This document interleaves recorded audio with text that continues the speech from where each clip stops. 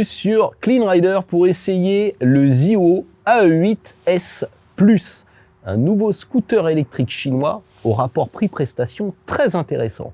Mais tout d'abord, je vous invite à vous abonner à la chaîne YouTube de Clean Rider et de ne pas oublier de cocher les notifications.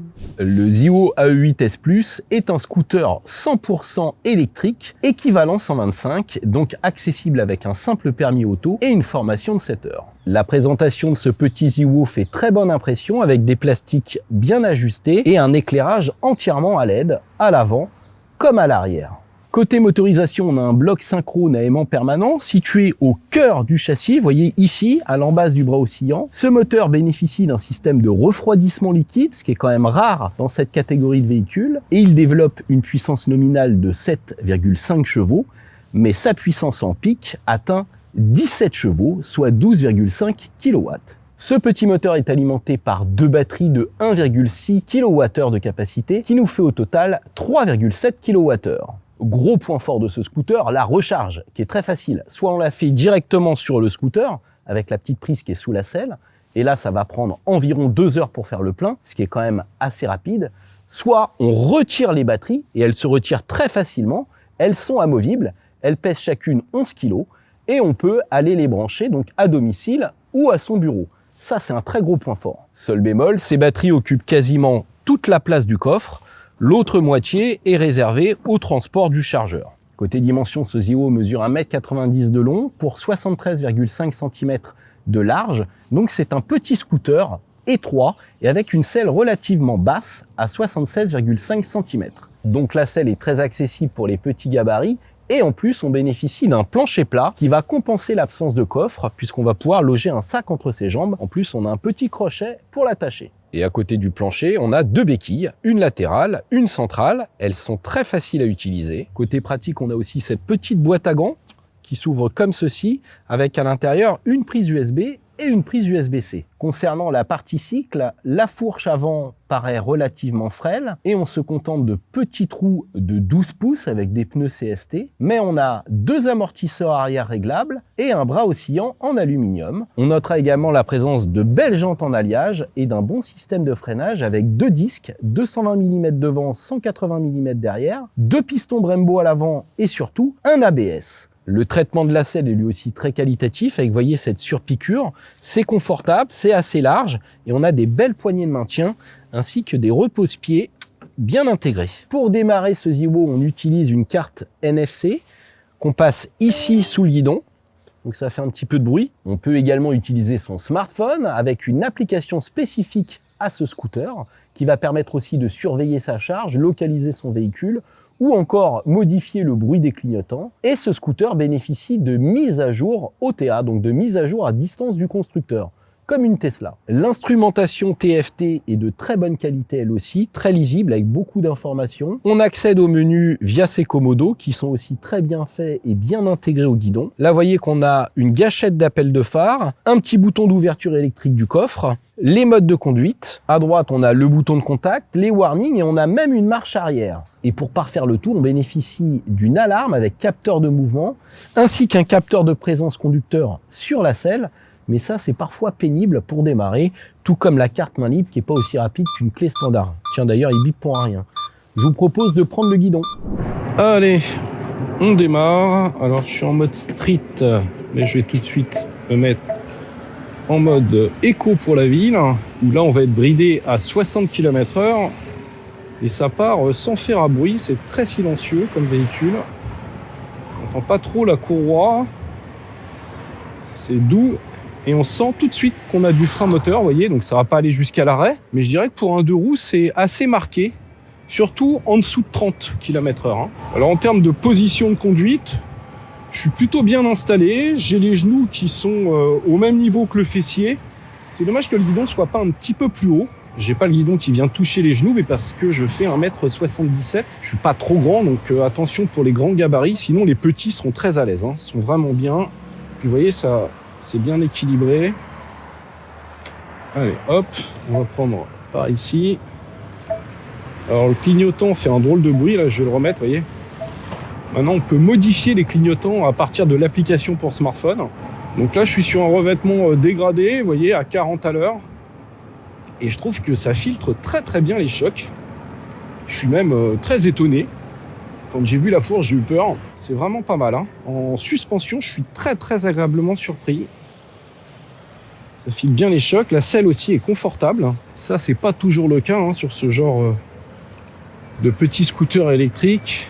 Allez, là, on va prendre la petite rue. Donc ça s'inscrit vraiment bien, on sent que le véhicule est léger, on est à 155 kg, donc c'est moins lourd qu'un X-Max 125, ça c'est bien. Allez, on va prendre cette petite rue qui grimpe, et même en mode éco, vous voyez, il grimpe gentiment. Alors on sent nettement les différences de mode, hein. Là je vais passer en street, voilà, et en street j'ai tout de suite beaucoup plus de jus, et je vais être limité à 80 km/h.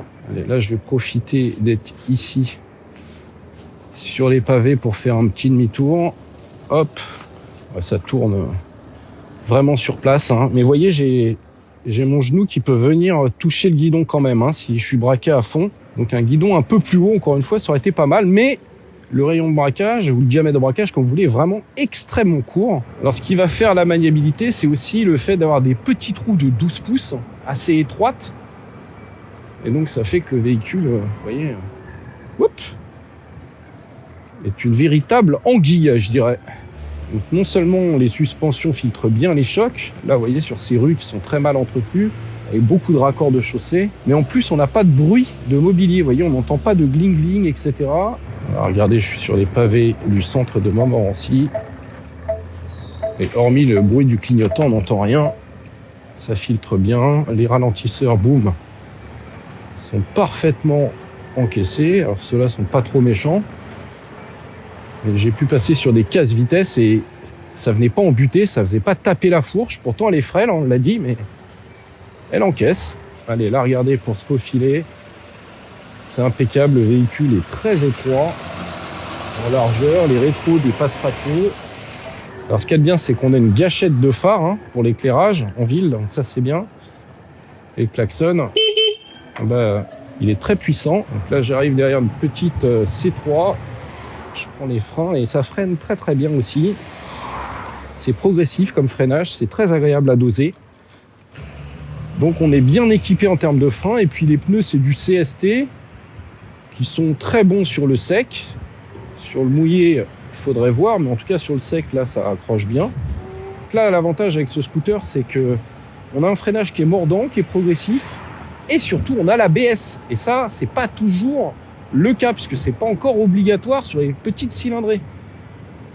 Mais je peux vous dire que c'est un argument de sécurité très important, surtout sur le mouillé. Alors là, sur mon modèle d'essai, j'ai pas d'anti-patinage, mais le scooter est équipé pour le recevoir, et il y aura une mise à jour qui permettra de bénéficier d'un anti-patinage. C'est quand même très important quand on a beaucoup de couple, hein, avec un moteur électrique, une réponse immédiate. Là en street ça va, mais si je passe en sport, et c'est ce que je vais faire tout de suite avant d'aller prendre une route, voilà, là on sent tout de suite qu'on a beaucoup plus de jus, et sur le mouillé, à l'arrêt, on risque de patiner, donc un anti-patinage sera le bienvenu. Allez, petite route, on accélère à fond en sport, et ça marche très très bien. On est tout de suite, vous voyez, à 70 km/h. Je vais mettre la visière. Là, tout de suite, j'ai une petite courbe. Et en fait, le véhicule est tellement frêle et petit que j'ai l'impression d'avoir une double voie pour moi. Je peux plonger à la corde avec mes petits pneus étroits 12 pouces là. Wouhou! Je m'attendais pas à voir le sourire sur une petite route avec un scooter électrique chinois urbain. Et pourtant, vous voyez, voilà, c'est vif, c'est un vrai jouet. Alors, j'ose pas non plus prendre un angle de dingue, parce qu'encore une fois, on est en automne. Mais là, vous voyez, les virages, j'ai aucun mal à les prendre. Et comme l'amortissement est bien calibré, ça va pas se tasser, ça va pas faire frotter la béquille centrale. Donc, je dirais qu'on a assez de garde au sol, même si on a deux béquilles. Et puis, encore une fois, les freins travaillent bien. 1, 2, 3, hop. Voilà, là, je les ai pris à fond, même si un peu de feuilles, j'ai pas dérapé, vous voyez. Alors même sur une petite route comme ça, à plus vive allure, l'amortissement, on casse bien les chocs, ça tape pas, ça sautille pas, et la fourche ne s'écrase pas quand je prends les freins, vous voyez. Je sens pas du tout d'effet de plongée, ni d'effet de cabrage à l'accélération. Le véhicule est bien rigide. Allez, on va prendre un petit bout de voie rapide. Alors, ils annoncent 100 km/h de vitesse de pointe. Maintenant, j'ai pu prendre 111 compteurs. Et là, vous voyez, pour l'insertion, ça grimpe un peu. Hop, j'accélère à fond. Et là, vous voyez, même en montant, j'atteins sans problème mes 90. Voilà, j'y suis à 90, alors que ça grimpe un peu, hein. Franchement bien. Et surtout, vous voyez, je suis à 16% de batterie. Donc là, je suis en fin de batterie. Et il accélère pas mal. Alors, on a un régulateur de vitesse, ça c'est bien. Vous voyez, hop, ça y est, je l'ai mis. Là, je roule au régulateur de vitesse. Et le guidon, vous voyez, ne tremble pas trop, hein. Franchement, en termes de stabilité, vu les petits trous et tout, c'est pas mal, hein.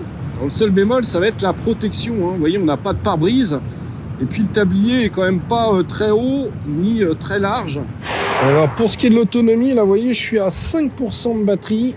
J'ai fait 51,8 km. Donc ça veut dire que vous ferez sans problème 70 km en ville.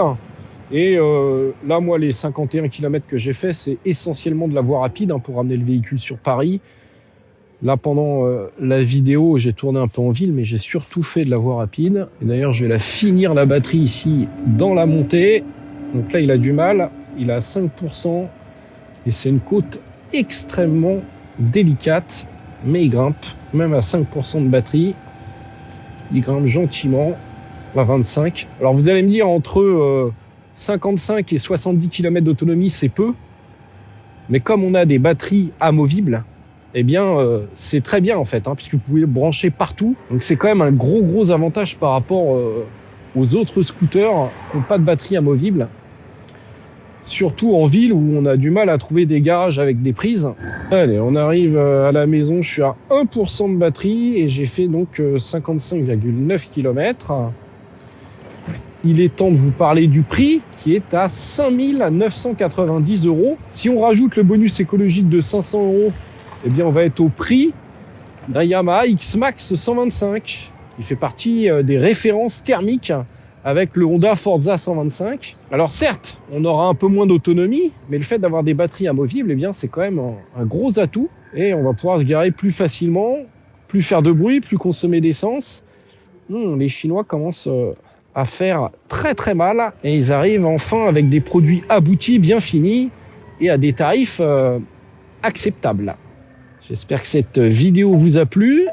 Je vous invite à vous abonner à Clean Rider et je vous dis à très bientôt.